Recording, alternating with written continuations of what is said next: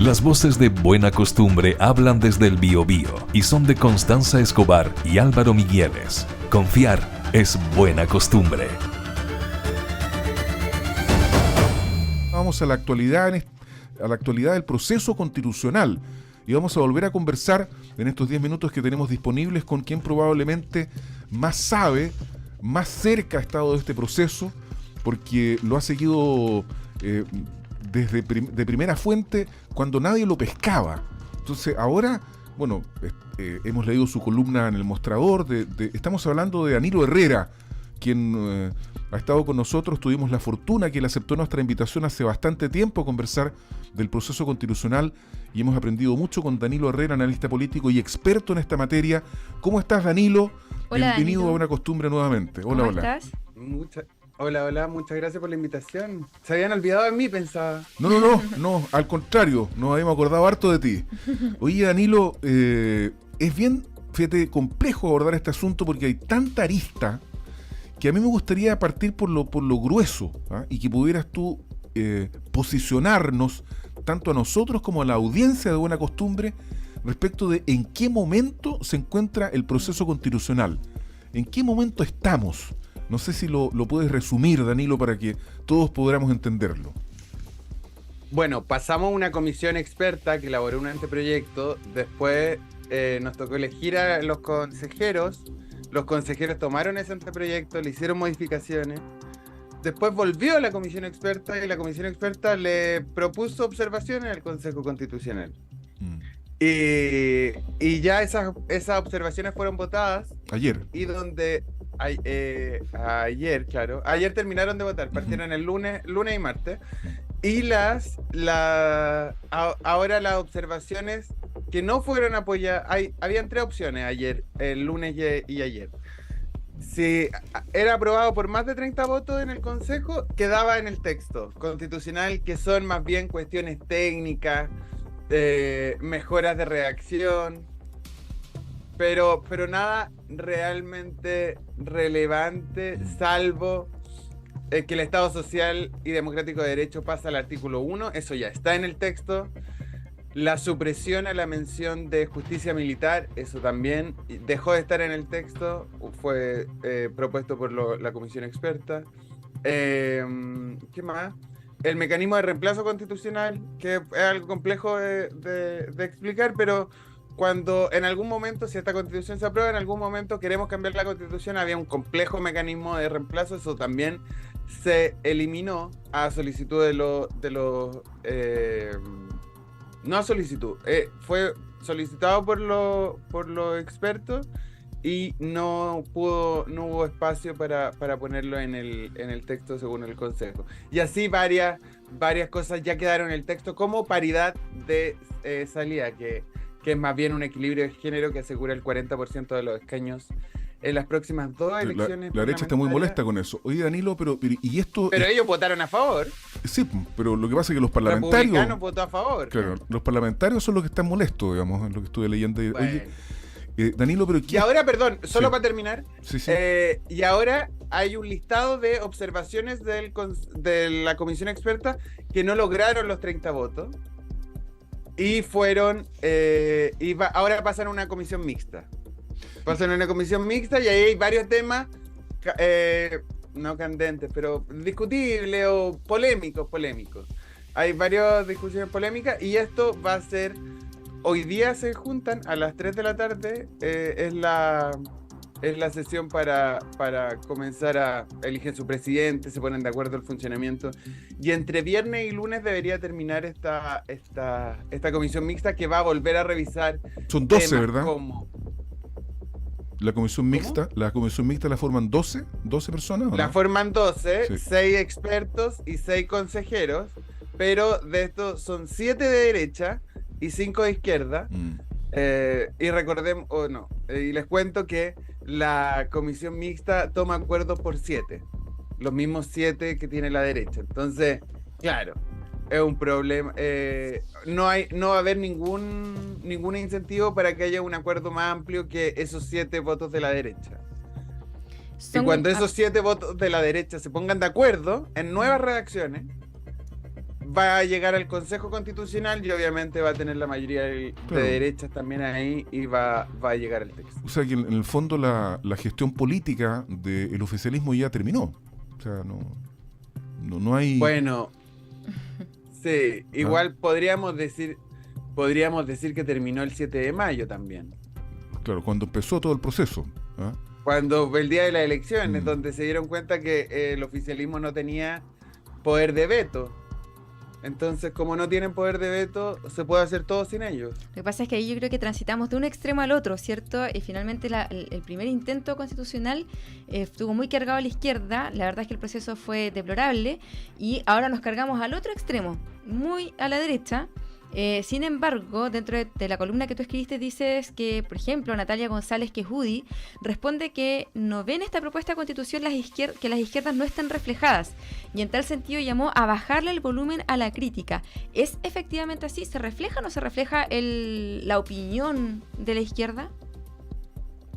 Sí, igual es raro, yo hablé con la Natalia por esto, porque igual es raro que una persona de derecha diga cómo se siente una persona de izquierda frente a un texto. Porque yo no puedo decir, yo no le puedo, no sé, alguien de izquierda no le puede decir a la derecha, oiga, o esto está súper bien representado para ustedes. No, ahí verá cada uno cuál es su evaluación. Pero es bien raro que una persona de derecha diga cómo se siente la izquierda, o cuál tiene que ser su evaluación del texto constitucional. Raro. Pero no, este es un texto de derechas. Esta es una constitución de derechas con temas de que las derechas pusieron en la agenda. Voy a nombrar 3. A ver, dale. A ver, según el oficialismo, esta constitución, este texto constitucional constitucionaliza las ISAPRES, constitucionaliza las AFP, Sí, po. crea un voucher en educación, aunque esto fue a comisión mixta, pero ¿Cómo un crea voucher? un voucher. ¿Cómo eso? ¿Cómo eso? Asegura el financiamiento. Explícate, Danilo. Explícate. Asegura el financiamiento por estudiante y no por establecimiento. Entonces eso quiere decir que el Estado le da un cheque a cada familia por niño de forma figurativa, por supuesto. Obvio. Y ese niño puede ir a cualquier parte, a un colegio subvencionado, un colegio privado, un colegio público, para hacer, para que le cumplan su derecho a educación, y el Estado tenga que ir a pagar independiente del tipo de establecimiento que tenga. Y eso, obviamente, pierde competencia y calidad a la educación pública. Uh-huh. Y así hay muchísimos. Por ejemplo, ley... Oye, la objeción de conciencia. La objeción de conciencia también está mixta. Hay que ver cómo va a terminar ese texto final. Pero hay cosas que quedaron, como la ley protege la vida de quien está por nacer, que según el oficialismo pone en duda las 3 causales del aborto. Yo no soy especialista, pero también lo creo, digamos. Claro. Oye, también... Y ahí hay una lista larguísima. Entonces este es una constitución de derechas. Oye, Le guste o no a Natalia González.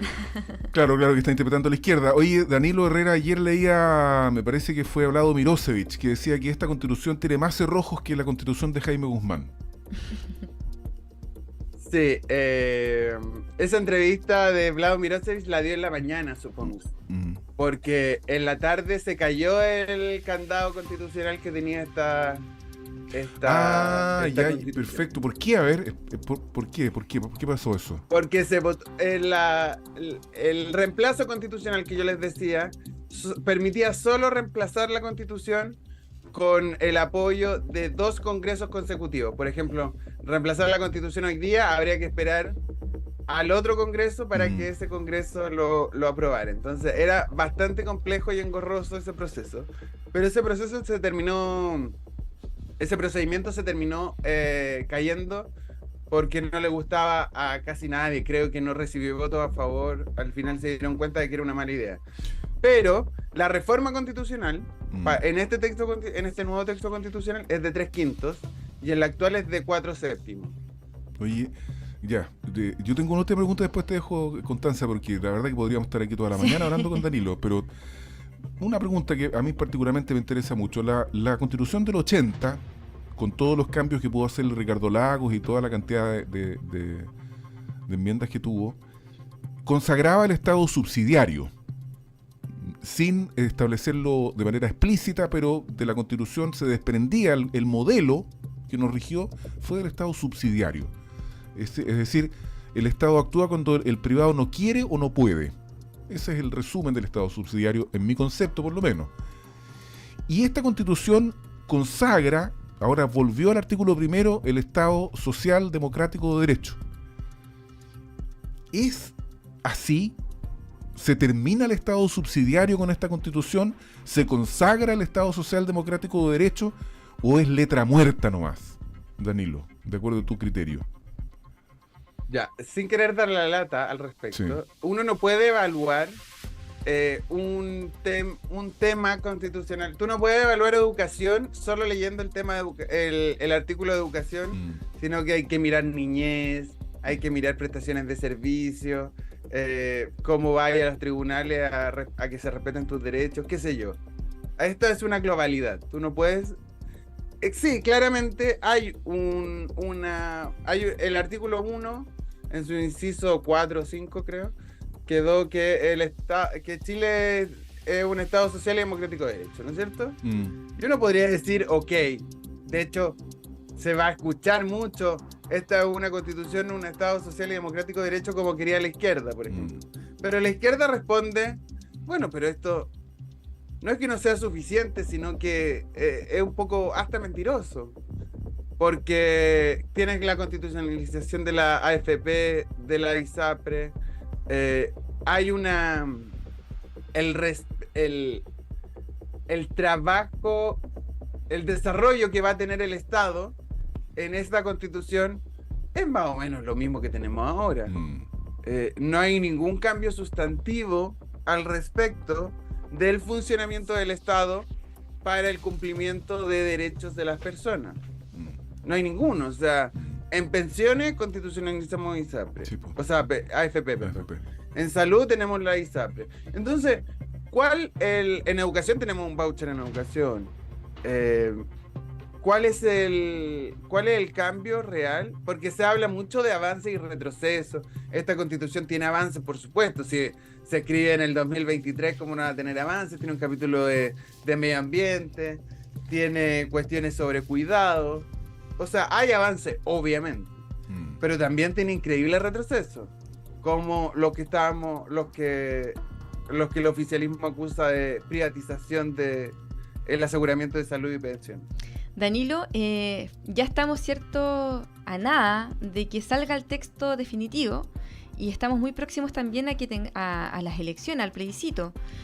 De cara a esto, ¿qué tan importante es lo que pueda ocurrir en estos últimos días previos a que tengamos el texto final? ¿Qué tan importante es la flexibilidad que logre presentar republicanos y la derecha en general para llegar a consensos y a un texto que sea un poquito más transversal, ¿cierto? Que no se mantenga todavía como un texto de derecho. ¿Hay cabida o no hay cabida de eso? Y depende de eso el éxito en el plebiscito, ¿no? Claro, porque aquí en tu columna del mostrador tú dices, el oficialismo es se hunde en la resignación. ¿Ah? Una nota, ya, bajémosle el pelo, pero es una columna, creo yo. El oficialismo se hunde en la resignación, dices tú, Danilo, ahí en el mostrador. Sí, claro, porque hay un espacio... A ver, si la pregunta es si el texto puede mejorar, claro que va a mejorar. O sea, la redacción de, por ejemplo, la norma que dice que los extranjeros que ingresen a territorio nacional de forma clandestina sean expulsados en el menor tiempo posible, que al parecer es muy popular, no sé, pero es poesía eso, porque no va... Igual hay que tener un procedimiento reglado jurídico administrativo para que este tema ocurra, entonces es raro. Si te interesa ese tema, si te interesa contribuciones, porque eso también va mixta, las contribuciones también van a mixta, la exención de pago de contribuciones en la primera vivienda también va mixta. Grave amenaza terrorista como causal para declarar estado de sitio. De hecho, hay gente muy preocupada por esto porque una consejera republicana dijo que con esto se podría declarar estado de sitio en la Araucanía en el norte por migración y en el resto del país por narcotráfico. Entonces, está...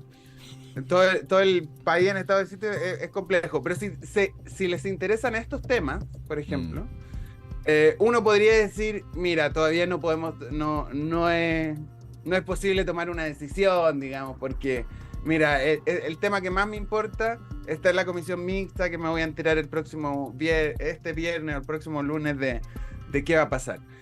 Pero el texto no va a cambiar en lo sustantivo. Claro. ¿Y gana la prueba o gana a favor o en contra, Danilo? ¿Qué gana? ¿Cuál es tu predicción? ¿Te juegas por alguna o no?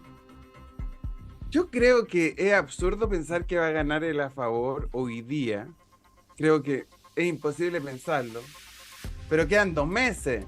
Y hemos visto las buenas campañas que hace la derecha, las últimas 2, y republicano en particular, pero la derecha también. O sea, la campaña del rechazo republicano casi no participó, era una propuesta de Chile Vamos. Sí.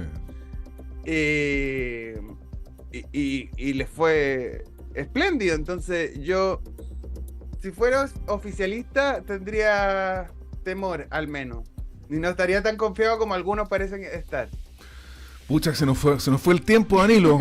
Te queremos agradecer y felicitar además por la perseverancia y por esta decisión que en algún minuto de tu día tomaste de seguir de cerca el proceso constitucional, el primero y el segundo, y que hoy día te tiene como uno de los especialistas en la materia. Así que, y qué bueno que hayas compartido tu experiencia aquí en Buena Costumbre de Metropolitan FM en Concepción.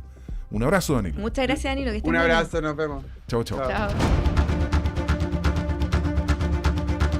Las voces de Buena Costumbre hablan desde el Biobío y son de Constanza Escobar y Álvaro Migueles. Confiar es buena costumbre.